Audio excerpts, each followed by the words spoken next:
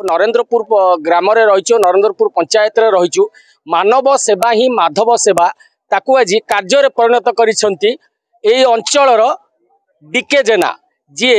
तांको बापा नाम एक अनुष्ठान तैयारी करथिले एवं लक्ष्य रही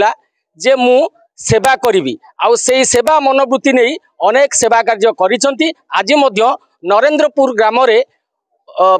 दिव्यांग एवं वयसाधिक लोकंकु छत्ता बंटन करछंती। एपरी कार्यक्रम सत्यवादी एक नियारा कार्यक्रम आलोचना करबा आम सहित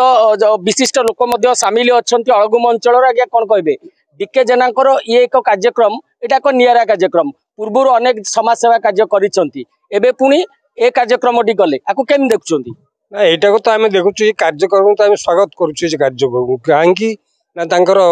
पितांकर आशीर्वाद अछि ये अंचल पई ये देश पई जाति पई जनता को पई किछि समाजर सेवा करिवा पई सेति से आगभर रही आमे मध्ये आशीर्वाद करूछु जगन्नाथ मध्ये आशीर्वाद करूछंती ये कार्य केमती सुचारू रूपे परिचालना करा महत उद्देश्य महत कार्य करने को प्रेरणा दे थाए ताहा जी एठी परिलक्षित होइछि। डीके जेना भी आम सहित अछंती आमे आलोचना करिबा आपणकर उद्देश्य रही जे अंचल रे एक हॉस्पिटल प्रतिष्ठा हो ये सामाजिक कार्य सहित अनेक लोक सेवा पाई परिबे ताको नै केमती देखुछंती आपण जे जो प्राइवेट हॉस्पिटल सब भुवनेश्वर रही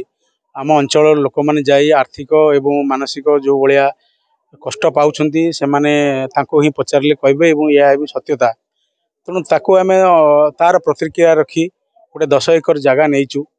एवं से गोटे मल्टी स्पेशलिटी हॉस्पिटल निर्माण करूँ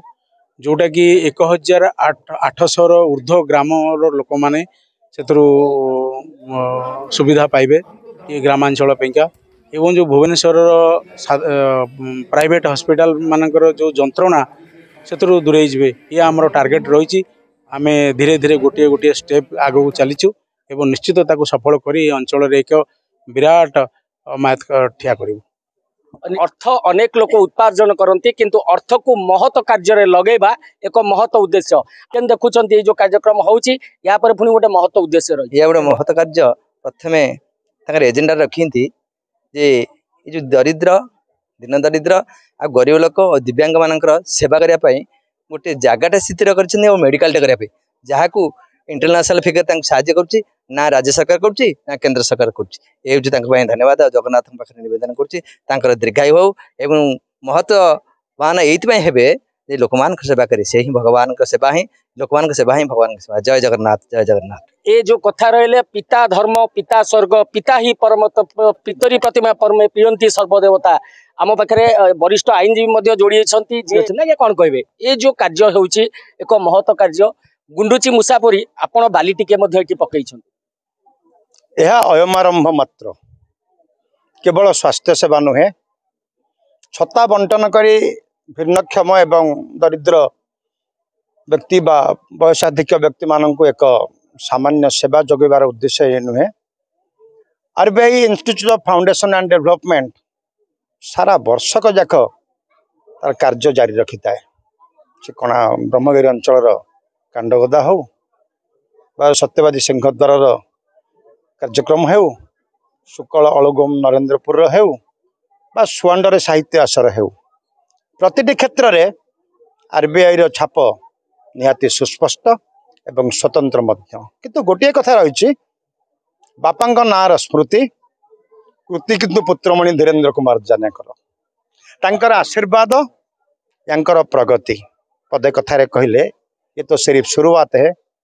आगे आगे देखते जाओ होता है क्या। आम सहित वरिष्ठ आईनजीवी जोड़ी कौन कहे पिला शिक्षादान दौले सार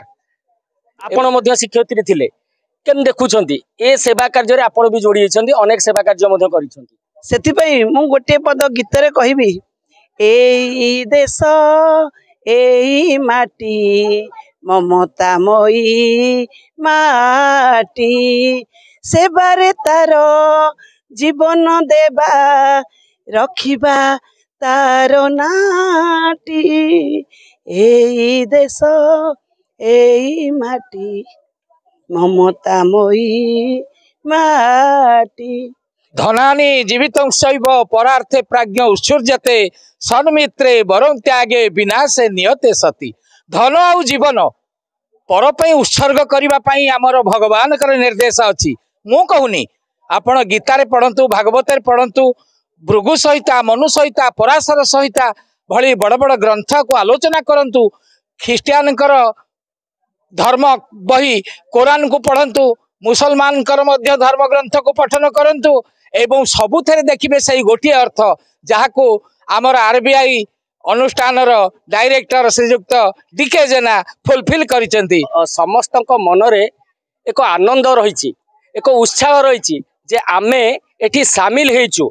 डीके जेना सहित सामिल हेचु सेवा कार्य निजको नियोजित करिछु। एक महत् कार्य महत् उद्देश्य मनीष ता जीवन रे जदि किछि महत् कार्य करे ता चिरदिन स्मरणीय। पुरी सत्यवादी अमर शतपथी देखुतांतु खबर सत्यवादी।